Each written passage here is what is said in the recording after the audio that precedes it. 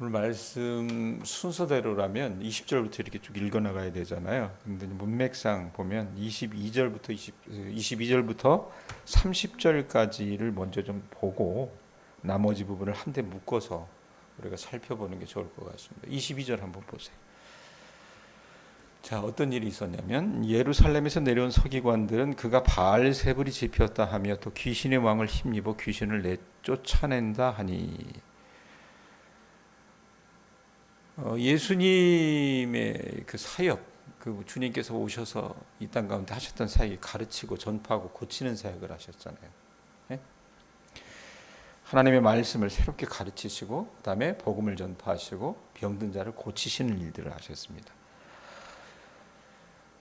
자, 예수님의 그 사역을 통해서 하나님의 나라가 완성되고 확장되는 모습은 무엇보다도 여러분 그 가운데 이적이라고 말할 수 있는, 그러니까 사람들이 눈을 번뜩이게 만드는, 이 눈과 귀가 이렇게 솔깃하게 만드는 기적적인 일들을 통해서 아마 나타났던 것 같아요.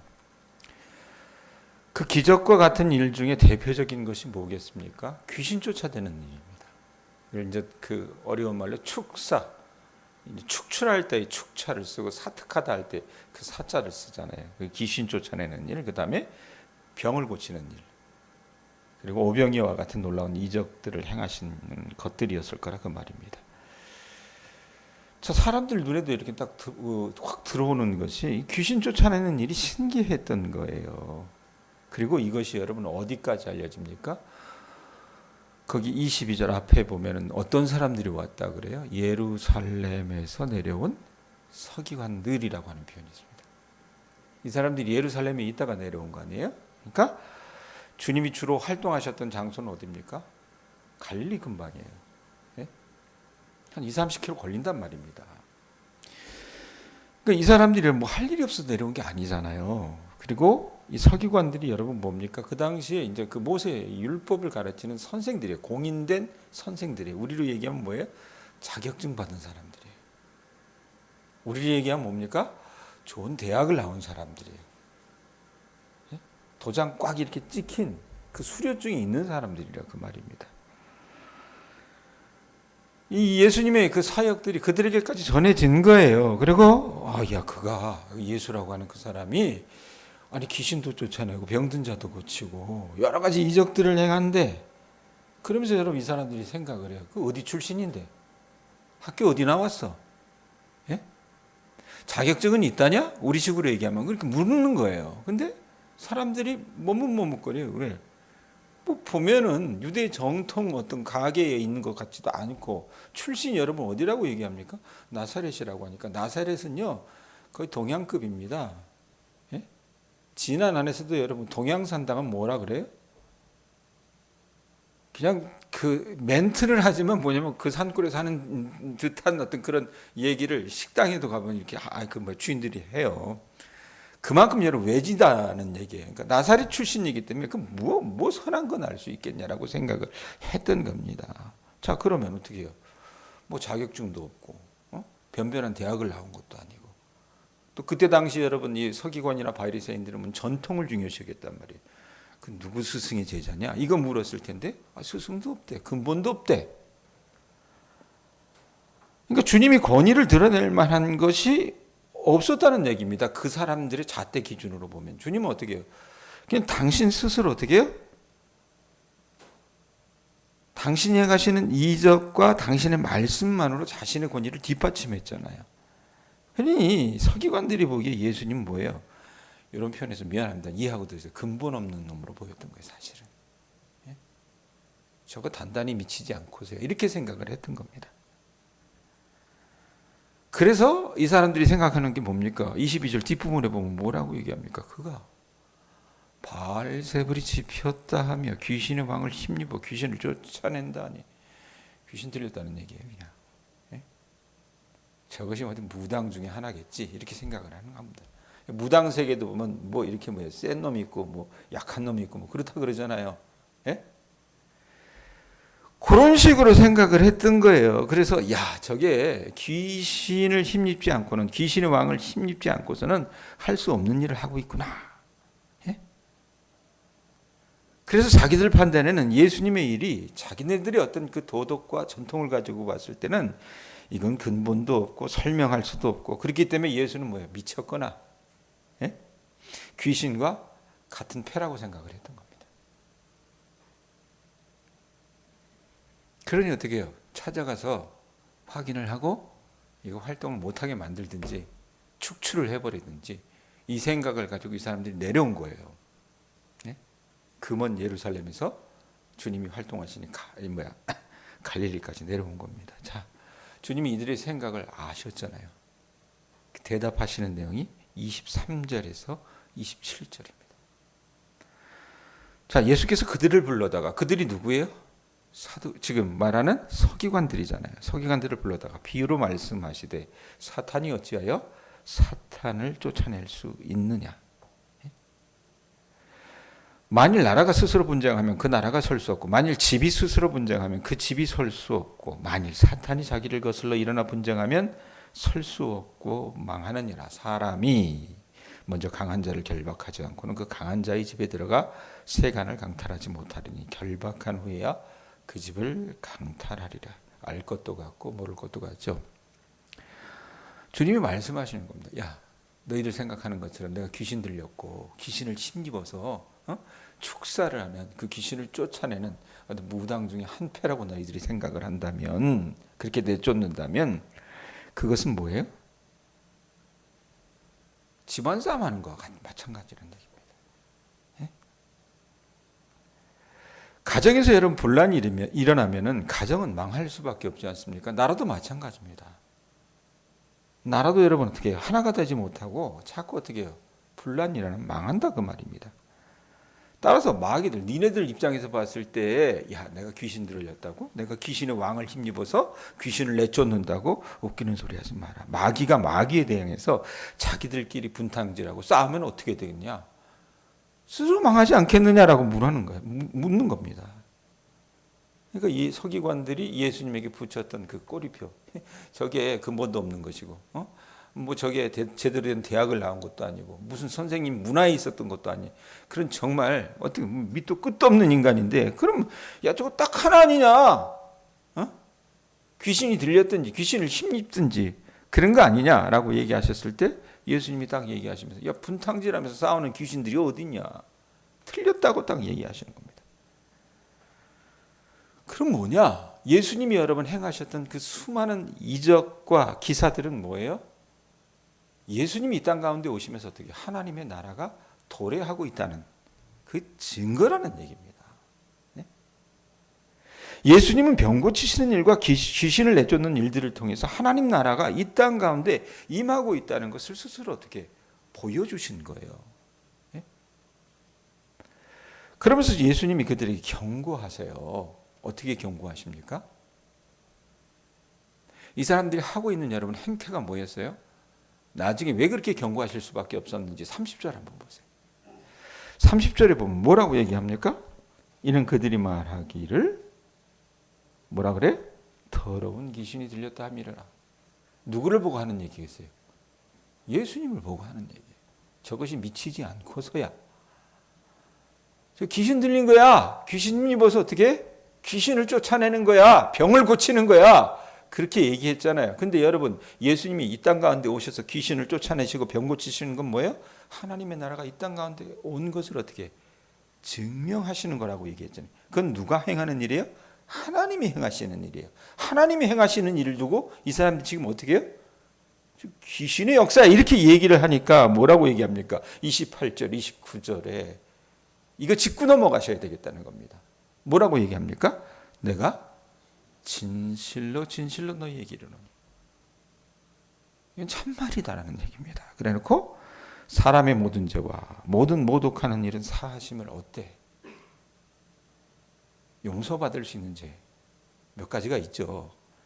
그런 부분들은 있지만 뭐라고 얘기합니까? 29절 누구든지 그래놓고 뭐라고 읽어보세요. 성령을 모독하는 자는 영원히 사하심을 얻지 못하고 영원한 죄가 되느니라 하시니. 사하심을 얻지 못하고 영원한 죄가 되는 거. 이게 뭐예요? 용서받지 못할 죄가 있다라고 얘기하시는. 그게 뭡니까?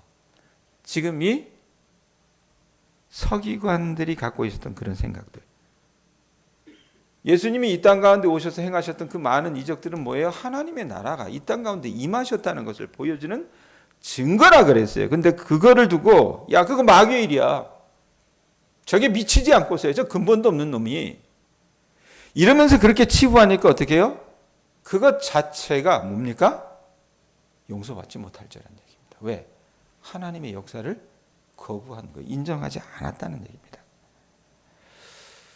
거기서 헤어나올 방법이 없다는 겁니다. 자, 그러면 여러분 2000년 전이나 지금이나 사람들은 여러분 어떤지 아세요? 교회도 마찬가지인 것 같아요. 요즘 교인들이 여러분 똑똑하다 그래요. 글쎄 나는 똑똑한지 모르겠어요. 뭐 인터넷 보면서 뭐 유튜브 보면서 뭐 그냥 대충 뭐 남이 어떤 설교자들이 하는 그 설교 듣고 그거 자기 것인 것처럼 얘기하죠. 또 뭐 어떻게 해요? 그냥 도시 살다 오면 뭐 그냥 그럼 뭐 꽤나 뭐 큰 교회 내가 간다고 이러면 막지는 않잖아요. 거기 앉아 있다 보면 어떻습니까? 예전에 제가 얘기했던 것처럼 사랑의 교회 교인들은 다 자기가 어떻게 해요? 옥하는 목사라고 생각을 해요. 그 정도 수준의 사람이라고 생각을 합니다. 그러면서 갖게 되는 게 뭐예요? 자기가 믿고 싶은 대로, 자기가 생각하는 대로 어떻게? 그게 맞다라고 생각합니다. 그게 신앙이라고 생각을 해요. 이걸 여러분 요즘식의 아주 좀 비싼 용어로 얘기하면 확증 편향이라고 하는 용어를 씁니다. 무슨 말이냐면 자기의 신념과 일치하는 정보를 받아들이고 신념과 일치하는 정보가 일치하지 않는 정보가 있을 거 아니에요. 그건 어떻게 해요? 무시하는 경향입니다. 이게 신앙 안에서도 존재하는 거예요. 지금 서기관들이 그랬잖아요. 자기 시력으로 하나님의 일을 판단하고 해석하며 자기 기준에 맞지 않으면 여러분 어떻습니까? 그것이 하나님께서 행하시는 일이라 하여도 하나님은 역사하시잖아요. 예수님을 통해서 분명히. 귀신 들린 사람들이 귀신이 쫓겨짐을 당하고요. 어떻게 합니까? 죽을 병에 걸린 사람들이 고쳐짐을 당하고요. 죽은 사람들도 어떻게 다시 살아남을 입고 말도 안 되는 오병이어의 기적들이 일어나지 않습니까? 그건 어떻게 하나님이 하시는 일이에요. 그걸 인정하고 받아들여야 되는데 사람들이 어떻게 해요? 바리새인들 같은 경우 서기관들 같은 경우 그건 있을 수 없는 일이야. 제한했다는 얘기입니다. 자기 식대로 믿고. 이 톰 라이트라고 하는 신학자가 이걸 주석을 하면서 이런 얘기를 해요. 자, 목숨을 구하려면 당장 수술해야 한다라고 제안하는 의사가 있잖아요. 여러분, 내가 만약에 암에 걸렸다 합시다. 뭐 건강검진을 했는데 뭔가 수상해요. 선생님 잠깐 와보세요. 그러면서 아무래도 큰 병원 가보셔야 될 것 같습니다. 큰 병원에 갔더니 의사가 뭐라 그래요? 수술 빨리 하시는 게 좋을 것 같습니다. 그럼 어떻게 해요? 네?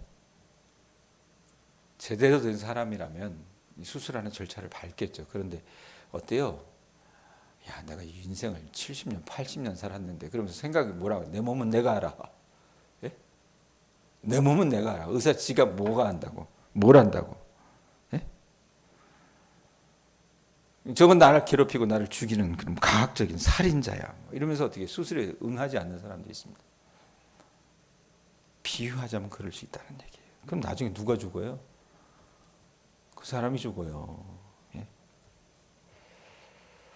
자, 예수님 당시에 이스라엘 사람들이 예수님을 어떻게 봤을까? 서기관들을 포함한 반대파들은요, 예수님을 어떻게 봤어요? 그런 말 써서 미안해. 이해하고 돼서 미친놈으로 봤어요. 미치광이로 봤던 겁니다. 귀신 들린 사람으로 봤던 거예요. 예? 자, 또 다르게 주님을 따르는 또 한 부류의 사람들이 있었을 거 아니에요. 소수의 사람들이지만 그 사람들은 어떻게 해요? 아, 저분은 하나님이셔. 이렇게 봤던 겁니다. 여러분은 어느 편에 속하시겠어요? 자, 그리고 이어지는 게 제가 아까 22절부터 30절까지만 설명을 했잖아요. 예? 그리고 이어지는 게 뭡니까? 앞에 20절부터 21절 보셔야 됩니다. 자, 가족에 대한 정의를 20절부터 21절에 하고 있으니까 20절부터 이제 그 뒤 30절 뒷부분에 하고 있는데 한번 보세요. 20절 보면 집에 들어가시니 무리가 다시 모임으로 식사할 겨를도 없는지라 예수의 친족들이 듣고 그를 붙들러 나오니 이는 그가 미쳤다 하밀려라. 자, 주님이 이 땅 가운데 오셔서 여러 가지 일들을 하셨잖아요. 눈코 틀 새 없이 바쁘셨어요. 하나님의 말씀을 전하시기도 하셨어야 됐고 병든 자, 귀신 들린 자, 다 고치고 치료하시는 그런 일들을 하시느라 눈곱 틀 새 없이 바쁘신 와중에 하필이면 누가 찾아와요? 거기 보면 21절에 친족들이 듣고라고 하는 표현이죠. 가족이 찾아옵니다. 아마 어머니와 형제 자매가 찾아왔던 것 같아요. 아버지는 돌아가셨고 이미 요셉은. 어머니 마리아와 예수님의 형제가 몇 명인 줄 아세요? 안 가르쳐줘요? 남자 형제 넷, 여자 형제 둘. 예수님 제일 장남이었잖아요. 그러니까 7 형제하고 엄마가 온 거예요. 근데 왜 왔어요? 21절 뒷부분에 보면 뭐라고 얘기합니까? 그가 미쳤다 하밀라.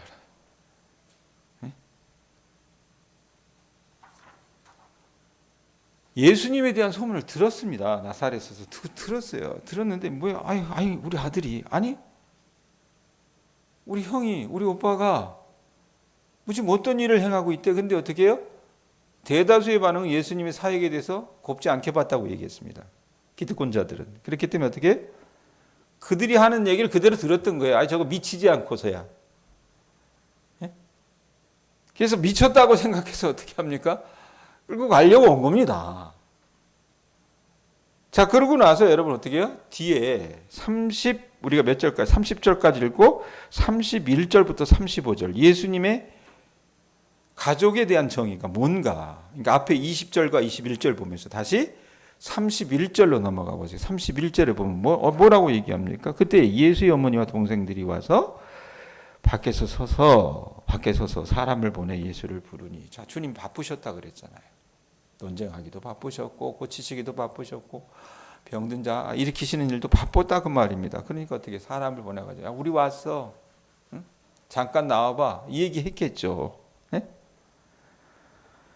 자, 주님이 여러분 바로 반응을 못 하셨던 것 같아요. 31절 보세요. 32절 보세요. 우리가 예수를 둘러 앉았다가 여쭤오되 보소서. 당신의 어머니와 동생들과 너희들이 밖에서 찾나이다. 가족 들어왔다고요. 얘기하는 거예요. 백권사님. 이해하셨어요? 예? 그러니까 예수님은 뭐라고 얘기하십니까? 32절부터 33절부터 35절입니다. 뭐라고 얘기합니까? 가족들이 왔다니까 대답하시되 뭐라고 해요? 누가 내 어머니이며 동생들이냐 하시고 둘러앉은 자들을 보시며 이르시되 내 어머니와 동생들을 보라. 이게 뭔 말이에요 도대체? 그래놓고 정의를 내리십니다. 누가 여러분 예수님의 어머니와 동생들입니까? 35절 읽습니다. 시작. 누구든지 하나님의 뜻대로 행하는 자가 내 형제요 자매요 어머니이니라. 지금 시대하고 여러분 예수님 시대하고는 많이 다릅니다. 예수님이 살던 그 당시는 여러분 어때요? 우린 비록 약간 전통적인 그런 습속이 남아있는 시골에 그나마 살고 있어요. 그러나 여러분 대부분의 한국 사람들이 살고 있는 건 도시 문명입니다. 도시에 살아요. 그렇기 때문에 가족 간의 유대가 그렇게 강하지 않습니다. 그런데 2000년 전으로 거슬러 올라가면 어떻게 해요? 전혀 반대라고 보시면 돼요. 예? 가족 간의 유대가 단단하고 오래 갔습니다. 그 사람이 그 사람 되는 건 어떻게 해요? 그 가문이 그 사람을 증명했어요. 예? 그렇기 때문에 자녀들은요 부모와 가까이 살아야 했고 심지어는 같은 집에서 사는 게 정상이었습니다. 가족끼리 모든 걸 공유해요. 같이 농사 짓고요. 같이 나누고요. 이랬다고 말입니다. 더군다나 유대인 가족의 끈끈한 유대 관계는요. 어떻게 해요? 율법을 통해서 말씀하시잖아요. 십계명에도 분명히 있잖아요. 내 부모를 공경하라고요. 예? 그러니까 그들의 사고방식이었고 그들의 문화였고 그들의 삶의 어떤 그런 패턴이었습니다. 그렇기 때문에 가족에 대한 충성 곧 하나님 백성 이스라엘에 대한 충성을 구체적으로 실현하는 거였어요. 이게 뗄래야 뗄 수 없는 거라고 말입니다. 예? 그런데 그런 상황 속에서 만약에 주님과 같은 그 얘기를 지금 한다. 그건요. 이거는 미치지 않고서요. 정말. 예? 그런데 예수님이 지금 그 일을 하고 계신다. 그 말입니다. 그러면서 진짜 가족은 뭐다? 오늘 맨 35절 누가 얘기해? 누구든지 하나님의 뜻대로 행하는 자가 내 형제요 자매요 어머니냐. 혈연 가족보다 더 중요한 게 뭐예요? 하나님의 뜻대로 행하는 자, 믿음의 가족이란 얘기입니다. 네? 이건요, 그 당시에 받아들일 수 없는 사고입니다, 사실은. 전통적인 유대 가치관에서는 용납할 수 없는 사고였다고 말입니다. 그런데 그것이 뭐예요? 주님을 통해서 우리 가운데 가르쳐 주신 하나님 나라의 새로운 가치관이었던 얘기. 자, 그럼 우리도 한번 보세요. 이걸 이제 다시 끌고 와가지고 오늘을 살아가는 우리에게. 여러분, 우리는 예수님에 대한 이 충성에서 비롯되지 않은 다른 소속감이나 집단 정체성에 쉽게 빠져들 때가 많습니다.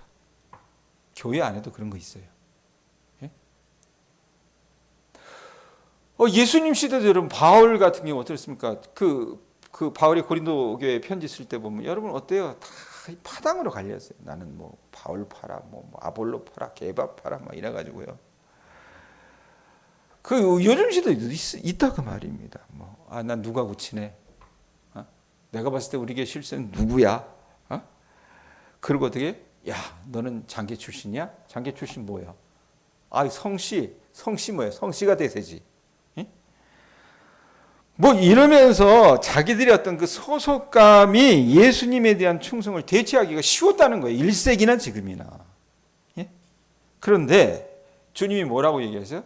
만약에 우리가 그런 식의 우리식의 사고를 갖고 있다면 그런 우리나 그들에게 주님께서 하시는 말씀이 뭐예요? 35절 뭐라고 얘기합니까? 누구든지 하나님의 뜻대로 행하는 자가 내 형제요, 자매요, 어머니니라, 가족이다. 자, 말씀 정리합니다. 여러분의 신앙은 어디에 근거하십니까? 여러분의 믿음은 어디에 근거하냐고 말입니다. 그 당시 기득권 세력이라 할 수 있는 사두개인처럼, 아니, 서기관들처럼 여러분 어떤 전통에 기반하진 않습니까? 그 말라비틀어진 내가 믿고 싶은 대로, 내가 생각하고 싶은 대로, 내가 아는 대로.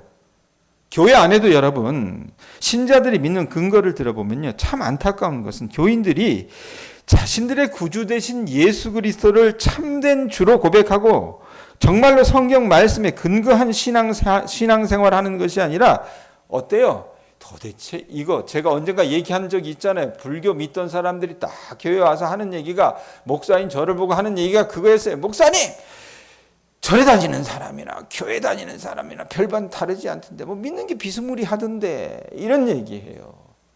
이 뭡니까?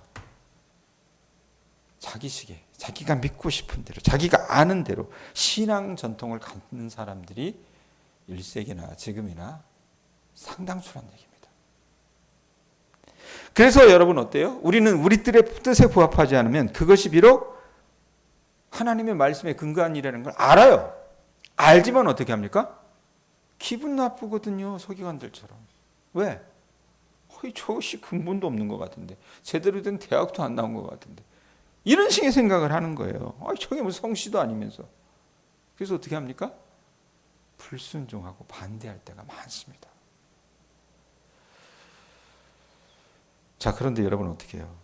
우리는 그걸 대수롭지 않게 여깁니다. 그러니까 요즘 시대 교인들이나 목사들은 간이 배 밖으로 나왔어요. 대수롭지 않게 여길 수 있지만 여러분 오늘 말씀에 보면 뭐라 그래요? 알면서도 거스리는 죄는 어떤 죄라 그래요? 성령을 해방하는 죄고 용서받지 못한, 용서받는데 용서받지 못한대. 용서받지 못한 죄. 그렇기 때문에 우리 교회들이 닫힌 귀와 눈을 여셔서 우리 가운데 임한 하나님 나라의 역사를 지켜보며 여러분들이나 제나 해야 될 게 뭐예요? 하나님의 뜻대로, 하나님의 말씀대로 행하며 살아가는 삶을 살아나가실 수 있는 주님의 자녀들 되실 수 있기를 바랍니다. 그것을 인정하고 받아들이는 사람이 뭐예요? 예수님이 얘기하시는 거예요. 너 나의 가족이야. 너 나의 형제야. 너 나의 누이야. 너 나의 어머니야. 이렇게 말할 수 있는 믿음의 가족이 될 수 있는 거라고 말입니다. 주님은요, 여러분들이 참된 믿음의 가족이 되기를 원하십니다. 그런 축복을 받아 나가실 수 있는 우리 교우들 되실 수 있기를 바랍니다. 기도하겠습니다.